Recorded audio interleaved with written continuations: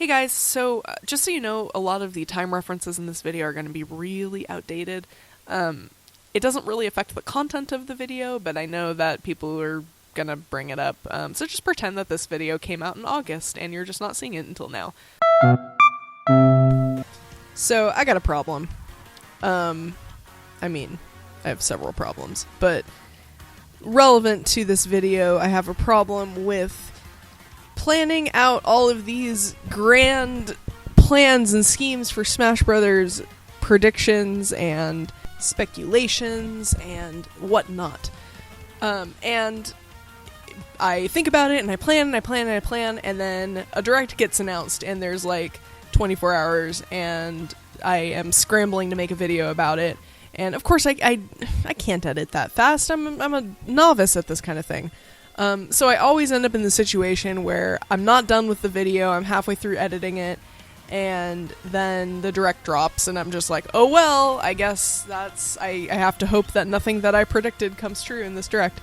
So, I think I'm in a rather good situation now, because I was, like, in the fervor of editing, and then the direct dropped. I had to stop, and okay, I'm gonna watch the direct, and maybe react afterwards. Maybe I can kind of post the video and nothing will have really changed. And kind of the best possible situation happened. So, we got the Terry Bogard reveal, which, like, that had been leaked, essentially. We had, known about that. And, which honestly I think was better than finding it out blind, because, a lot of people, including myself, do not know that character, or didn't know that character before, like, day before yesterday. So, I think prepping that information before all the hype and the high emotions of the reveal trailer was good. I was reading up on kind of why, those SNK fighting games were important, why they're relevant to Smash Brothers and everything, and that gave me a better appreciation for it. So by the time they did do that trailer, I wasn't like, what the hell is this? Who are these characters? I was like, oh, okay, I understand kind of the pedigree here. So that part was expected enough. But after Terry's reveal, we got a little bit of a surprise, which is that we are going to get, as a matter of fact, another fighter pass. We're going to get presumably 5 more characters. I don't remember if they said specifically it was 5 or how many it was. It's in development. Sakurai is sacrificing another few years off of his life to bring us this. But God bless that man. I mean, on the one hand, I get it fundamentally from like a, if you feel like you're the only person who can do something right, if you want it done right, you have to do it yourself kind of thing. I'm a total control freak. I get that completely. I get that personality. And I think that's part of it. But, I mean, I feel sorry for him, too. I want him to be able to... I think he does get his breaks, but, like, he also really works himself. He does not have a tremendous work-life balance. So, anyway, we can take our time for sure with these characters. Spread it out, that's fine. Anyway, so what this opens things up. We're it's kind of, we're back to square one almost. And I find it so interesting, the psychology and the feelings of the state of the Smash reveal between having 2 characters left, Terry reveal drops, having 1 character left, and we kind of know who it's going to be based on certain other leaks that have happened, to suddenly everything's open again. It's almost like you're rationing something, or you're rationing food, and you're getting hungrier and hungrier, but you only have a little bit left, and then all of a sudden you are given a whole new plate of food. It's like all of that bitterness and all of that hunger kind of dissipates in preparation for this surplus. And that's how it felt to be whittled down to 1 character, probably 0 characters, 0 slots remaining, and then all of a sudden things are opened back up. So yeah, this is big. And we're kind of back on the floor, back to square one in terms of discussion. In some ways and not in others. I think there's like, we can't go back to a pre-Joker world. You know, we're that Joker opened the floodgates in a way that hadn't been opened before. So I think we truly understand that the scope is pretty limitless at this point.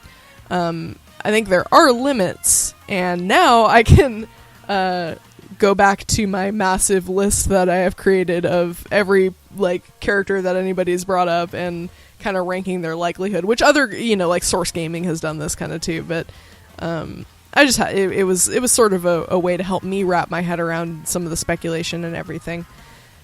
But that means that I can redouble my efforts and just like go all in on the characters who I really want to be in the game. I can kind of open up my possibilities a little bit. I had narrowed it down to 2 when we had 2 slots left. Now we have presumably 5 slots, maybe more. And so I can kind of go hog wild. But I think the best way to do that is going to be to like split things apart and do multiple videos on different aspects of my thoughts and my speculation. So I really don't think it's any surprise to anybody who, like, if you've visited my Twitter, you know, my number 1 most wanted character is Phoenix Wright. So he's gonna be the focus of a lot of my speculation, at least at first. And kind of he's the character, like, there are other characters who I want, who I think would be cool, but Phoenix is the character who I've, like, built a moveset for, and I've, like, thought really deeply about. So, and it's just, like, I'm a huge Ace Attorney fan. I would love to see that represented in Smash. I think it's perfectly suited. And with the slots kind of being opened up again with this sudden windfall, so to speak, I think he's in. You know, it's a weird situation where you, like I've said, kind of get used to scarcity almost, and get used to, okay, we're whittling down the slots, who really deserves it? And you have to really start thinking hard about which characters are deserving, and is my favorite character really deserving of this? I mean, you know, this whole process I've really thought about the criteria, what kind of makes a character Smash ready, and time and time again, Phoenix has passed the test. And so if we are getting at least 5 new slots, assuming we're getting new fighters and not just Echo fighters, he's in. I'm like 95% certain. So with that, it kind of comes down to, like, why am I making any of these videos at all? I think it kind of comes down to explaining why Phoenix is a good fit for Smash, and why I think not only is he, like, a good candidate, but the likelihood of Phoenix's inclusion runs deeper than people might expect. You know, Phoenix is plenty popular. He's scored really well on the popularity polls, on the ballots and stuff, and there aren't really any impediments in terms of licensing or, like, the company being hard to work with or anything like that to his being in the game. So yeah, I feel pretty safe in saying that he's a shoo-in, but again, it runs deeper than all that. So I want to spend this video talking about why, and to start it off, I want to take a little step back and ask a question. Whose invitation did Joker steal? We never found out. And with all the bookending of all these trailers that they're doing, with King K. Rool and Banjo, and with the Inkling, and with the reveal of the game versus the trailer for the game when it came out, the TV spot, and with the World of Light with Galim, and then with this Hero one with Darkon, and all of these trailers that, like, match other trailers, they can't just leave that hanging, right? They can't just have Joker steal an invitation from a real time and place and not follow up on it. It wasn't his. Whose was it? So after the SNK leak dropped earlier this week, I, like a lot of other people, had to do a little bit of research as to what that company actually had made and owned the rights to, and what those games were and what possible characters there might be. And some of what I found had to do with the connection between King of Fighters and Sakurai, namely that he had been really big into that game when he was younger, when he was more into competitive fighting games. And there's a Famitsu column where he talks about having been playing against like just this couple who was at the arcade just to kind of have fun, and he just like demolished them completely. He was using like high level combos and stuff, and then he felt bad about it, and he talked about how that it made him more mindful of the fact that there are casual players out there, and he wanted to. That's why he has kind of a reticence about Smash Brothers being competitive, is because he had this really distasteful experience with his competitive spirit taking him a little bit too far, and he ended up doing something rude. You know, that's just his personal experience, but he did get really into the games. He got really good at them, and apparently I don't know enough about King of Fighters, nor do I know enough about the mechanics of Smash Brothers really to be able to say exactly where this has happened, but I guess a lot of Smash has been influenced by King of Fighters specifically. Just the way that it plays, some of the dynamics of the fighting, the combos and stuff like that. Again, I'm not an expert. I'm sure there are a lot of people who know way better than I do and can speak with more authority on that, but the fact stands that, you know, there is this clear influence. There is, you know, when I did all of those characters that I showed earlier, all my analysis on their likelihood and everything like that, one of the criteria that I was taking into account is like, is this a character that Sakurai is kind of biased towards, or maybe has some history with, or has spoken about in the past? Does he have kind of an esteem for this series? And Terry Bogard proves that will get you someplace. And so, again, that is pretty broad. That's a pretty, you know, he's a scholar of games. He's played more games than I could even imagine getting into for 5 minutes. So like that is his job, but it's also just his passion, his discipline in a sense, his craft. He is kind of, he takes it almost like a martial arts approach, I would say. You know, he wants to learn as much as possible in his drive to create as well, and to be kind of a part of that legacy. So there is an element of like kind of biographical analysis that we could be doing. Put more simply, what are some things that are influencing Sakurai as a creator? What are some game series that have influenced him as a creator? Not just that he's paid lip service to, not just that he played it and he liked it, but that actively have influenced Smash Brothers. So if a King of Fighters character is kind of a tribute to what inspired Smash Brothers in terms of the gameplay, competitive / like the actual dynamics of playing Smash Brothers in and of itself, then I want to look at what might have influenced the other side of Smash Brothers, the hype side of Smash Brothers. And I would say far and away that is an entire half of what makes Smash Brothers Smash Brothers. It's not just a party fighting game. It's not just a party. It's when the doorbell rings at the party and you don't know who it's going to be, and you open the door.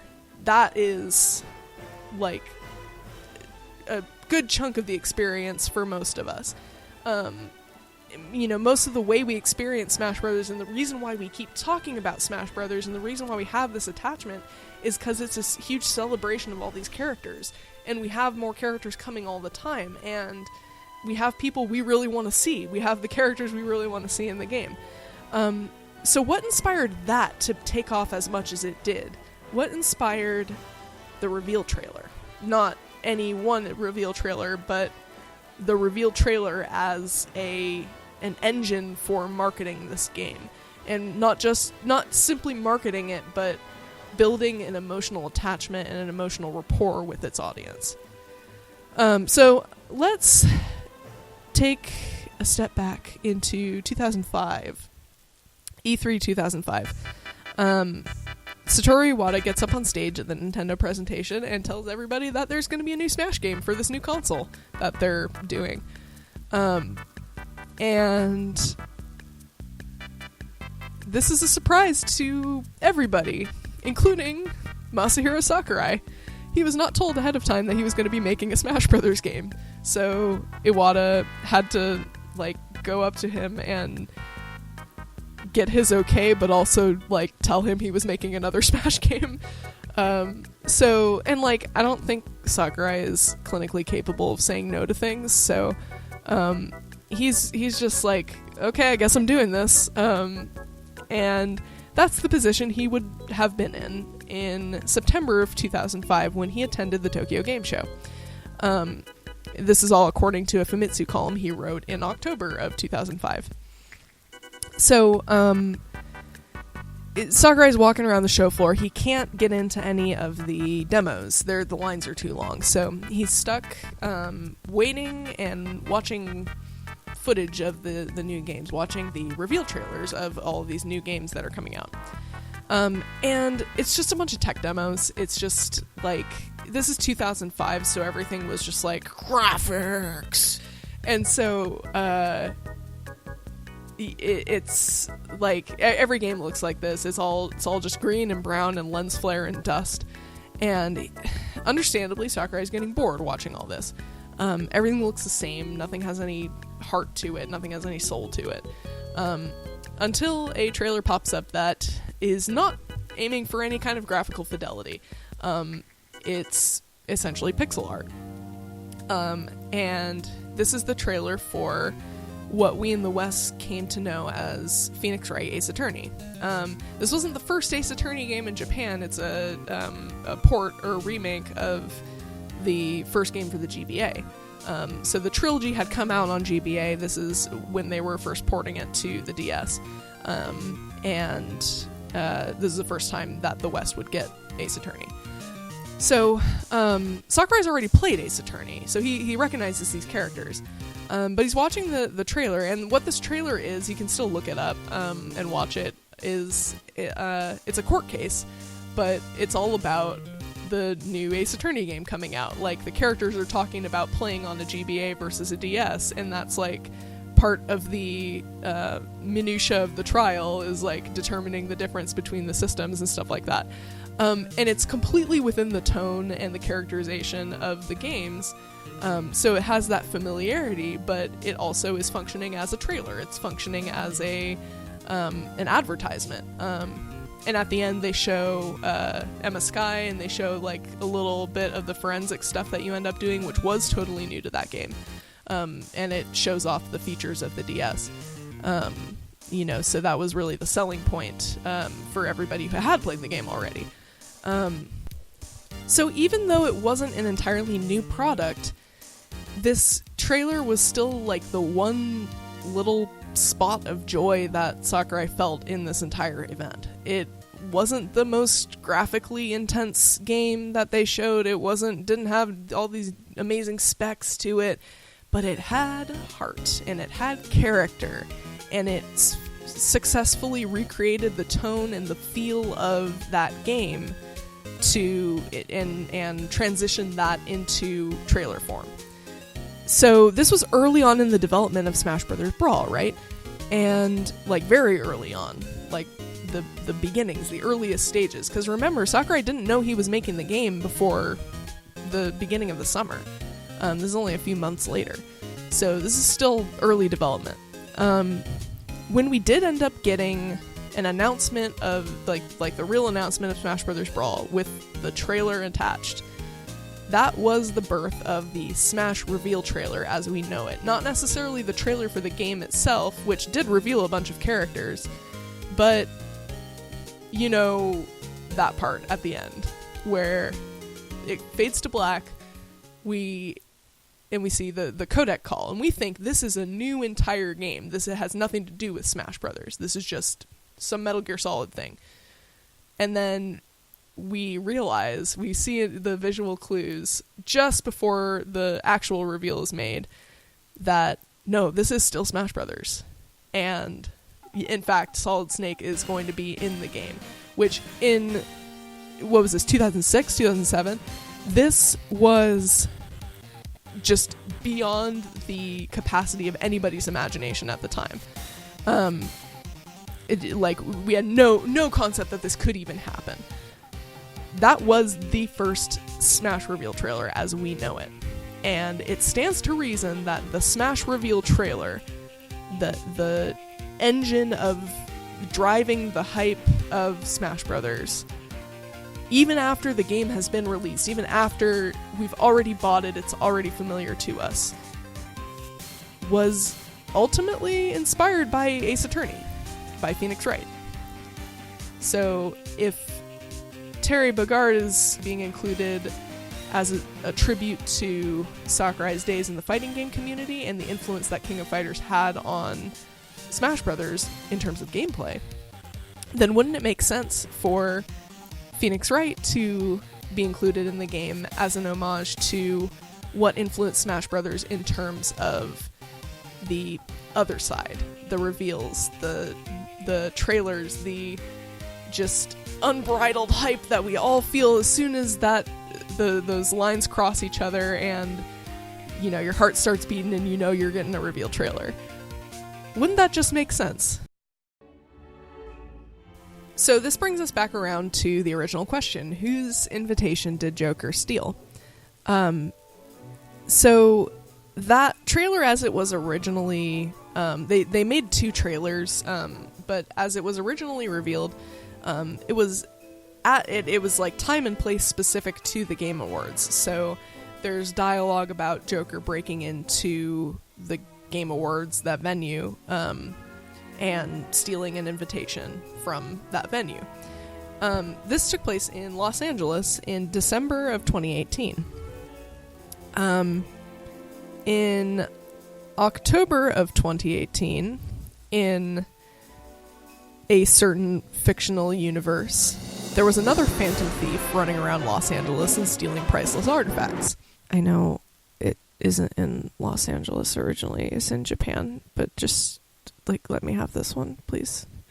So, if Phoenix Wright is the original recipient of that invitation, then they can easily tie this back into Phoenix's own continuity in games. So especially if Phoenix's reveal trailer is going to be kind of directly inspired by those Tokyo Game Show trailers, where it takes place in the courtroom and it's set up like it's an Ace Attorney game.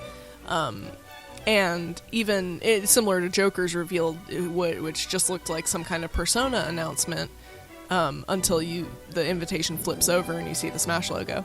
And similar to Snake's reveal way back when, where it looks like it's for a Metal Gear Solid game until you start seeing and hearing that it's actually still Smash Brothers. Animal Crossing, that's the other one. Isabel's trailer starts out looking like it's an Animal Crossing trailer it looks like Animal Crossing. It's got the text boxes and everything. So that's another kind of precedent for this. We're in court. We have to set precedents.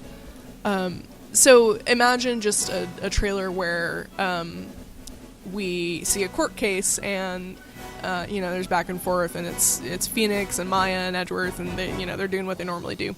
And they're talking about the Phantom Thief, and presumably it's Mask to Mask, or they may even drop his name. So, we're thinking it's something to do with Ace Attorney, and Mask to Mask has been used in multiple cases, so if he comes back, it wouldn't be that much of a surprise. The identity has been used several times, so.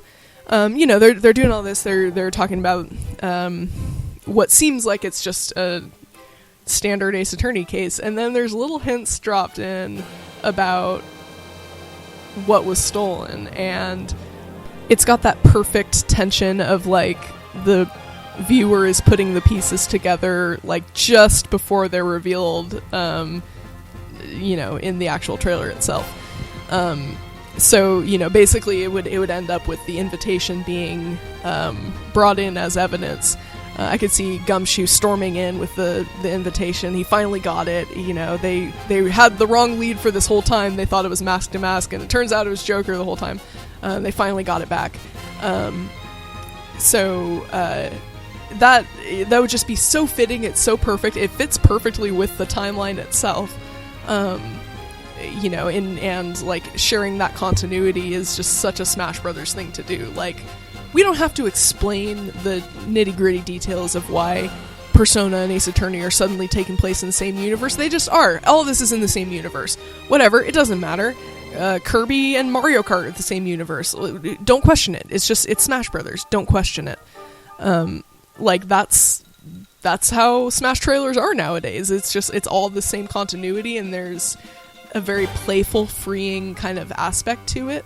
And you know, it's just great. It would just be so great.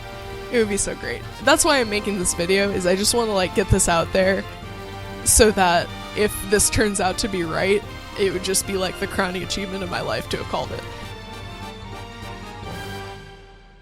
To wrap this up, I want to focus on a couple of things that Sakurai said in its Famitsu column about the 2005 Tokyo Game Show. The translation of this Famitsu column was done by Source Gaming. They're the authors, essentially, of the article. Please read the article if you get the chance. But also that it's a translation, so there may be some degree of inaccuracy to it.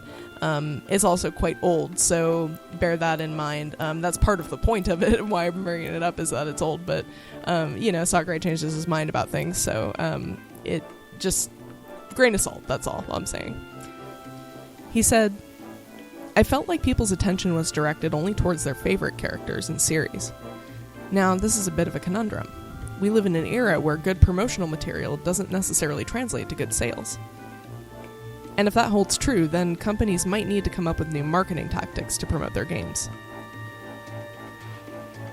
Speaking of the Ace Attorney trailer he watched, he says, "The video was based on the game itself. It made people laugh because of that. And above all, it had a presentation method clearly different from that of other games, which all made for a very enjoyable experience. Not a lot of games could pull off this kind of video presentation. It's no small task to create something specifically for use at a trade show, and if it puts development behind schedule, that would be unacceptable.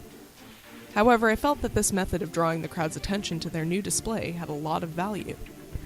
Whether on the game screen or on the show floor, having a more diverse presentation style is quite important."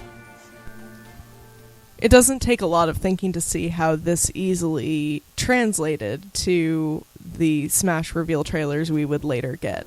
How the presentation style of each trailer is different from the last one, and even if it isn't different, even if it bookends something else, there's a meaning behind that. There's a reason for that. The presentation style in terms of the visuals has switched up, and that's mimicked the visuals of the games that these characters hail from. Little Mac's trailer versus Lucina and Robin's trailer versus Palutena's trailer. They're all done in the style of the animation style of those games.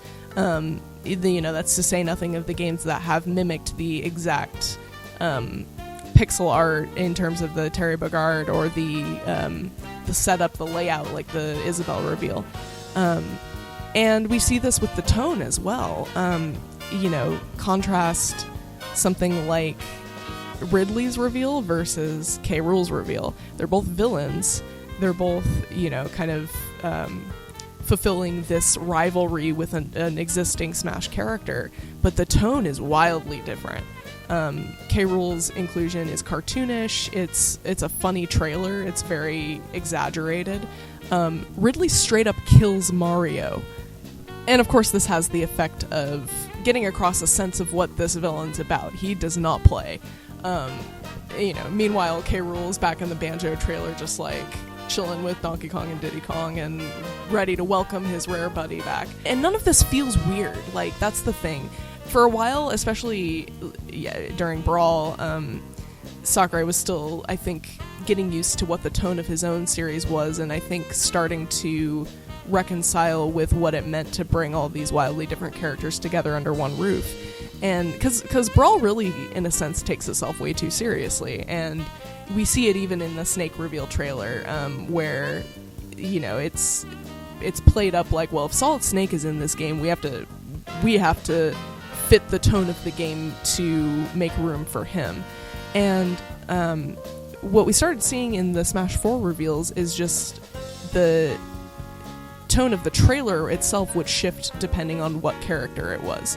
So, like, Lucina fighting Captain Falcon, which seems like it would be like an awesomely silly scenario, is like actually pretty poignant and heartfelt because it matches the visual style of Fire Emblem Awakening, and we know what she's been through, and seeing her defend Chrom like that is like actually kind of pulling at your heartstrings, even though she's fighting Captain freaking Falcon. And I think the best display of mastery of being able to juggle all these different characters and different tones is the Simon and Richter reveal. We have somehow simultaneously a dark, dingy reimagining of Dracula's Castle that's also the setting of a Luigi's Mansion game. And it works. It just, by now they've managed it. They get how to balance all of this stuff together, and I think what that really involved is just this Sakurai embracing the ridiculousness and the absurdity, and once he was able to do that, then that was kind of key to really getting at the heart of all of these characters and really creating a true emotional connection. Like, taking something super seriously isn't what creates an emotional connection. Understanding the core emotions of each of these games and the core appeals of each of these games is what unlocks that emotional connection. And he knows now always to switch it up. Everything Sakurai needed to know about how to create a good Smash reveal trailer, and everything that he's taken with him up until this very day, this very last reveal trailer that we got, he learned from Ace Attorney. I'm not saying it's 100% gonna happen. At this point, anything could happen, but all I'm saying is there's no way it's not on his mind. And in a way, he kind of owes it to Ace Attorney to repay what it's brought us in terms of every Smash reveal trailer that we've gotten, all of that joy, all of that excitement, that surprise and delight that Nintendo is known for. All that's left now is to wait and see and keep speculating. Thanks so much for watching, you guys. If you liked this video, then I'm sorry because I don't have anything else like this right now. But what I do have is stuff like drawing videos. I do a little bit of commentary on those, and I'd like to do more of those in the future. So let me know if you have any particular topic you would like to see me discuss. If you're in the mood for more Smash speculation, then let me know, and I will maybe try to throw together something like that, and hopefully it will take less than 4 months this time. But as always, thank you so much for your support. Thank you for putting up with me for a half hour of your time, and I hope you have a wonderful day.